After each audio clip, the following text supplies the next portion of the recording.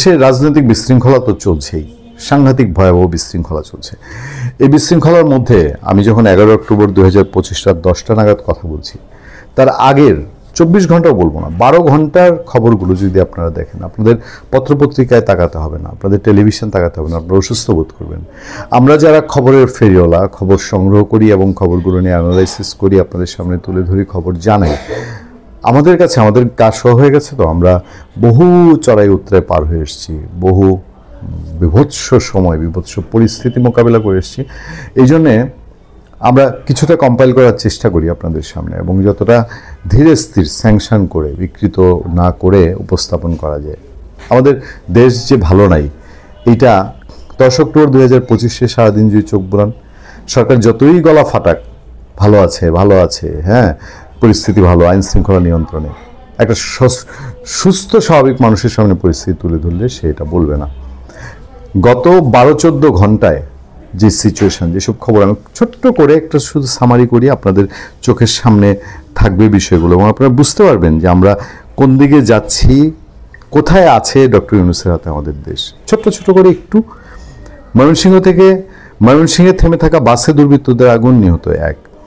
রাত 3টায় যাত্রাবাড়িতে রায়দা পরিবহনের একটি বাসে, রাত 2টায় রায়ের বাজারে রাজধানী পরিবহনের বাসে, এবং ভোর 4টায় উত্তরা খালপাড়ে রায়দা পরিবহনের আরেকটি বাসে আগুন দেয় দুর্বৃত্তরা। আগুনে পুরো 3টি বাসই সড়কের পাশে পার্কিং করা ছিল, তবে অগ্নিকাণ্ডে কোনো হতাহতের ঘটনা ঘটেনি। রাজধানী বসুন্ধরা মেন গেট 100 ফিট সড়কে রাত 3টার দিকে একটি প্রাইভেট কারে দুর্বৃত্তরা আগুন দেয়। রাজধানীর মতিঝিল এলাকায় ইসমানী বালিকা বিদ্যালয় ও মহাবিদ্যালয়ে ককটেল ছুঁড়েছে দুর্বৃত্তরা, এতে কোনো হতাহতের ঘটনা ঘটেনি। রাজধানীতে হাত পা বাঁধা অবস্থায় মোহাম্মদপুর থানা ছাত্রদলের যুগ্ম আহ্বায়ক সাব্বির আহমেদের লাশ পাওয়া যায়। রাজধানীর গুলশান লেকের পাশে এক যুবককে কুপিয়ে হত্যা করেছে দুর্বৃত্তরা। নিহতের নাম সৌরভ, তার গ্রামের বাড়ি পটুয়াখালীর বাউফলে। সোমবার দিবাগত রাত 12:30টার দিকে গুলশানের 55 নম্বর রোডের শেষ মাথায় লেকের পাশে ওয়াকওয়ে থেকে সৌরভের রক্তাক্ত মরদেহ উদ্ধার করে পুলিশ। পরে তার মরদেহ ময়নাতদন্তের জন্য শহীদ সোহরাওয়ার্দী মেডিকেল কলেজ হাসপাতালে মর্গে পাঠানো হয়। জগন্নাথ বিশ্ববিদ্যালয় ক্যাম্পাসে শাখা ছাত্র দলের 2 গ্রুপের মধ্যে দফায় দফায় সংঘর্ষের ঘটনা ঘটেছে। এতে 2 পক্ষের অন্তত 8 জন আহত হয়েছে বলে জানা গেছে। সংঘর্ষে ছাত্রদলের কেন্দ্রীয় সহসভাপতি বাসেদ গ্রুপ ও সুমন সর্দারের গ্রুপ জড়িত ছিল বলে চিহ্নিত হওয়া গেছে। রাজধানীর সূত্রাপুরে মালঞ্চ বাসে আগুন।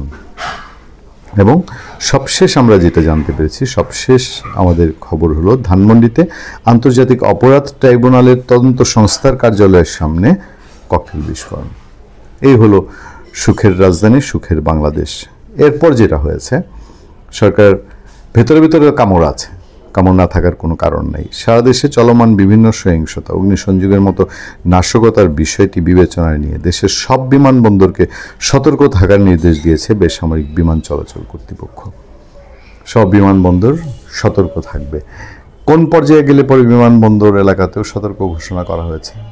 আমরা বারবার প্রশ্ন তুলেছি, কারা করছে এসব? এত সব লাগাতার গত 2 দিন আওয়ামী লীগের পক্ষে সম্ভব? আওয়ামী লীগ এভাবেই ছড়িয়ে গেছে শহরে? তাহলে সরকার এতদিন কি করেছে? সরকার তাহলে তার যেই কৌশলে ছিল, সেই রণকৌশল ভুল, সেটাই প্রমাণ হচ্ছে। আমরা বারবার যে বলি, রাজনৈতিক সমস্যার যেটা লাগিয়েছে সেটার সমাধান রাজনৈতিকভাবে করতে হবে। ভালো থাকবেন, সুস্থ থাকবেন। আপনার সাথে আমি আতিক রহমান, পূর্ণিয়া।